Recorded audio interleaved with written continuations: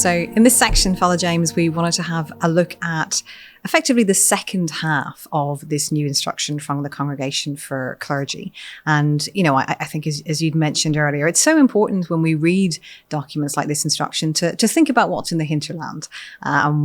Certainly the document itself and the accompanying reflection from the Undersecretary make it clear that everything that's in there should be read in light of both the preceding instructions in 1997 and 2002, and also some of the key texts such as Evangelii Gaudium, Evangelii Nuntiandi, and Lumen Gentium.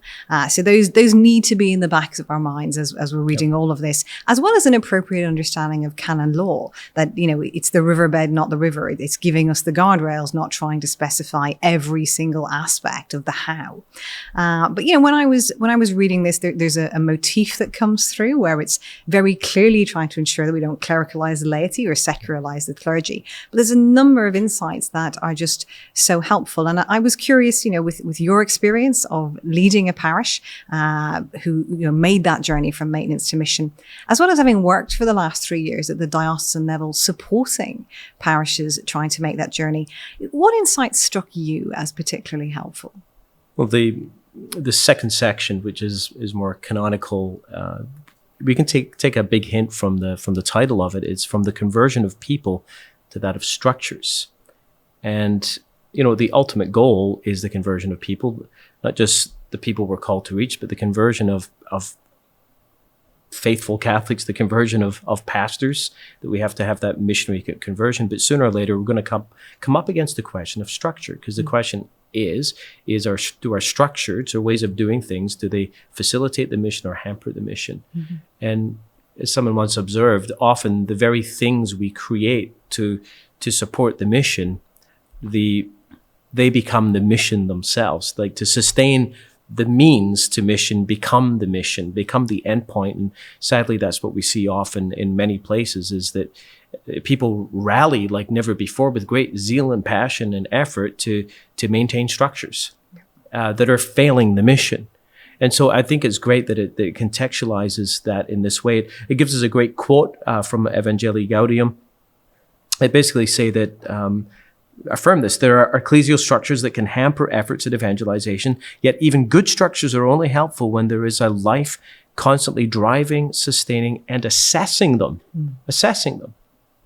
Like we need to constantly assess. Into every parish leader right now, if you're in a situation like I am in my new parish, where we've got the structure, a parish that used to be 4 parishes, all these buildings, we've got to begin with assessing them. Like, are they actually helping us to fulfill our mandate? Or are we handcuffed by a sense of nostalgia and memories of the past? Are they going to serve us going forward? We need to be able to give that assessment. Part of the document says, without new life and an authentic evangelical spirit, without the church's fidelity to her own calling, any new structure will soon prove ineffective. And that's Evangelii Gaudium. And what a tragedy if, after all the pain and the work of changing structures, if we simply end up with more of what we had before. It might not be as precipitous, the decline, but we just continue to decline if we don't have that internal renewal. The other thing this document mentions is the importance of parish priests, the pastors, who are co-workers with the bishop in a very special way, the document says. And it says this, that pastors must resolutely grasp the need for a missionary reform of pastoral action. Now, this has been a big passion of mine for many, many years. And especially through Divine Renovation, I've been able to travel and speak in many places to groups of priests. You know, it doesn't really work to stand in front of a group of priests, or for a bishop or anyone to speak to a group of parish priests and say, you must resolutely grasp the need for missionary reform of pastoral action. You must resolutely grasp that. There will be some who will grasp it, some who will struggle with it, and some who will just, this makes no sense. And thus, we've got to be very careful about this. We need to cast the vision, speak about the why, but let's not wait for everyone to resolutely grasp it before we start doing something. Let's identify the pastors, the parish priests who do grasp it, and work with them in perhaps a slightly different way than we would with some of the others. I was struck also that the document speaks into the whole sensitive area of parish assignments and, durations of those. It was one of the things as, someone who coaches pastors and has the privilege of walking alongside them and their leadership teams. It is so helpful for a parish community where, accepting that extraordinary things can occur, the pastor remains at the service of the diocese and his bishop, but in the normal course of events, having a sense that, yes, the pastor, all of the things being equal, will be there for 5 years plus, and that it's a long-term assignment, can be so helpful for the kinds of transformational change, for the kind of pastoral conversion that this document envisaged. So it was great to see that called out. And there's almost the presumption that long-term, where it can be achieved, is really helpful. It's actually always been in canon law. If you go back to the 40s and the 50s, we had a priest in our diocese in an area now there's a very rural, but used to be a bustling mining town in many years ago. And he was a young priest who was sent there. He was very unhealthy and wasn't expected to live. He ended up being the pastor for 65 years. That's a long-term assignment. That's a long-term assignment. Because the presumption was when you were named pastor, you were there for life. And, it's the reason why we're called father. Think about it. You imagine you had a different father in your house every 5 years. That would kind of mess you up. And there's no wonder we're kind of messed up, So there is in church law and in church practice, long-term, a presumption of long-term placement when you become when you're named a pastor. But in practice, since the 1970s, perhaps in most of Europe and North America and elsewhere, you've got a much more frequent moving priests much more frequently and less time. And I love the fact that this document really stresses that we should go back to the presumption of long-term leadership and sets a kind of okay, if you got to move someone, if you have to, let's at least have minimums of 5-year placements. And in most diocesan realities, you can't leave everyone long-term. There's always, you got to deal with life, you've got to deal with problems. But can at least we identify, those pastors who grasp and know the need for missionary transformation of our pastoral activities? Can you at least leave them a bit longer? Because this missionary transformation, conversion, we've experienced in our own life in the parishes we work with, it takes time. It takes time. And if there's one sure way to defeat it, and that's to move the pastors just as things are getting going. You hit the reset button and you go right back to where you started. In fact, you're even worse off than where you started because you've taught people not to bother dreaming dreams or working hard to try to turn things around, because guess what? You pour yourself out for this vision and then you're just going to have a new pastor who will dismantle it all. And so it takes the wind out of people's sails for sure. So I was delighted to see that. And also there was a hint in there also about transference of leadership. Say some more. Well, it was under the context of retirement, the retirement age of priests, but it did give this hint that perhaps in some parishes you might actually send a younger priest in to be mentored for a period of time so that you could transition out and that the parish could be handed off. And this is, again, would it be possible to do this in every single parish? Absolutely not. If you've got a parish that's actually moving in a missionary direction and got momentum, and there are times when you do have to change the pastor, then succession planning has got to come on our radar. We've got to start being good at this as a church. And the fact that this document actually names that, I'm very excited about.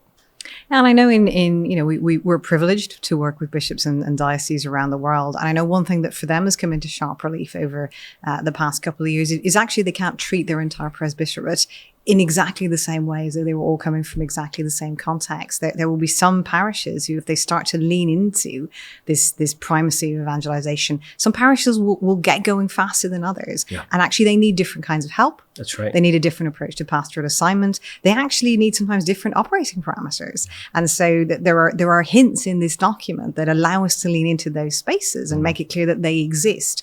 And that's helpful because then we can be creative yet faithful in how we respond to the individual circumstances on the ground. It's very necessary, just as, this document is saying we want unity, not uniformity. Like, uniformity is not a Catholic principle. That's the case for the universal church, but it also needs to be the case within a diocese.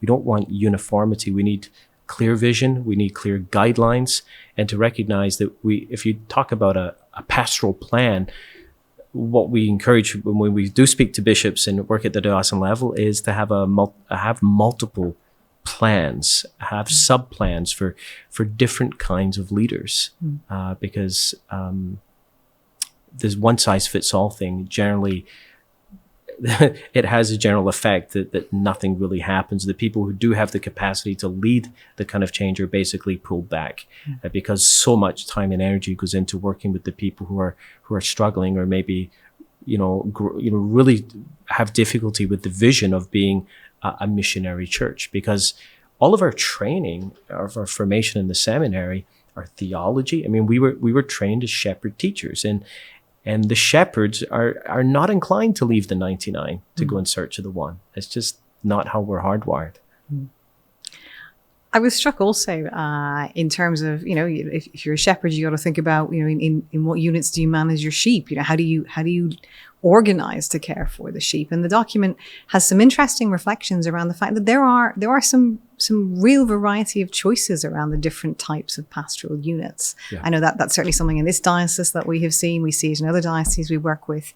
What were your thoughts around that? Well, this is a huge issue. In many ways, this is one of the principal reasons why I wrote my new book. The book has a whole section, once you move from vision, to a section on structure, because there is this interface between the parish and the diocese. You can't have long-lasting fruitfulness at the parish level if you don't have missionary transformation at the level beyond the parish. That's why my new book is called Beyond the Parish.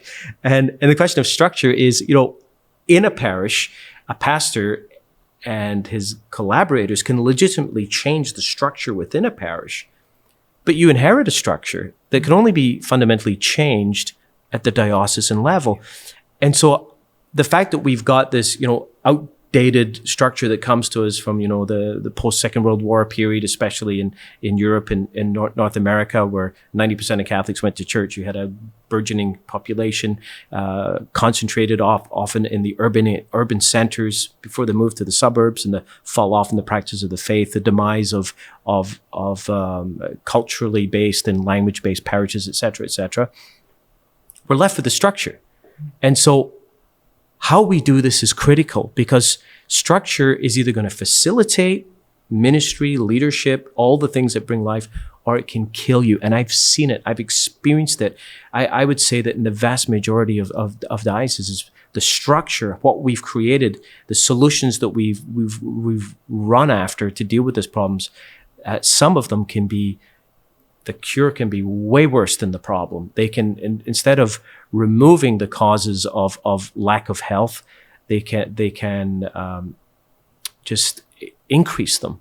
And so I think a couple of things are really, really important. The document mentions all of the options that are out there. It doesn't really evaluate them.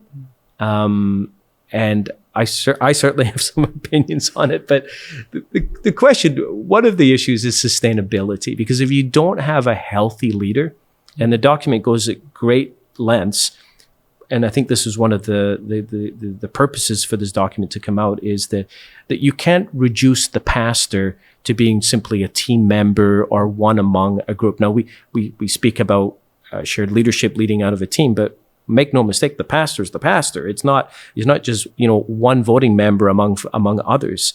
And so you've got the leadership role is definitely in the person of the pastor. If he's not healthy, he's not going to lead a healthy team and not going to have a healthy parish. And that's everything about sustainability. So if you've got, 5 finance councils and 5 parish councils and 5 this and 5 that, and effectively the structure that's not working, we've just multiplied it by 5. This is a major problem. You're never going to have spiritual fruitfulness if you don't have health.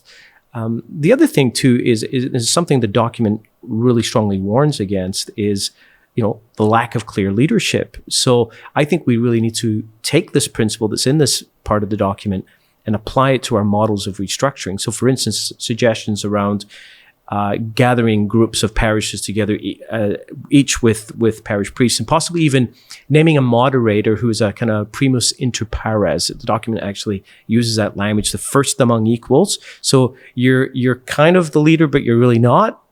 You're leader in name only, but you're really not.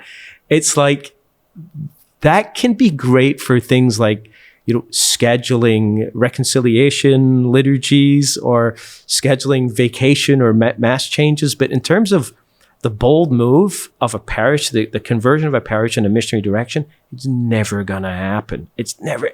You need leadership. You need a clear leadership. Another thing I was struck by was the document's reflection on the role of the laity and that vision for the role of the laity, not just participating in the sacraments, serving inside the four walls of the church, but, it calls on the laity to make a generous commitment of their lives, both in terms of their witness, day to day, ordering all things to the kingdom of God. It also, though, speaks to how in a particular way the laity are called to place themselves at the service of the parish and the service of this mission of evangelization. Now, that, it's certainly for us as Divine Renovation is familiar territory, but we also know that when we start journeying alongside parishes, many pastors, many folks in the parish go, well, what does that mean? And I was just so encouraged. We'll look in one of the later sections at how we help parishes bring that to life. But I was so encouraged to find the document speaking into a vision and drawing on canon law to point out that we have an option where we can respect everything that is proper to the ordained priesthood, and also truly call out the gifting and the charisms of all the baptized. And there's a fruitful joining together of those two things. Absolutely, as long as we avoid what they say, the clericalization of the laity. And I think we can be perhaps a bit maybe cynical and say, oh, they're just being really protective and all this, but it's not. I think reading it simply as about being protective of power or authority, I think we do a real disservice, because I've seen that model, and generally the clerical model of ministry does not work. It's not a multiplying model. And so can the laity of the church exercise real leadership and mobilize people? Yes, they can, but let's leave those clerical modes of ministry to the priests and deacons and bishops who are ordained to do that. And what we'll have a look at in the next section is some of, if those are some of the opportunities that this section document gives us, what also are some of the places where we find it's either silent or some challenges. So let's have a look at that next.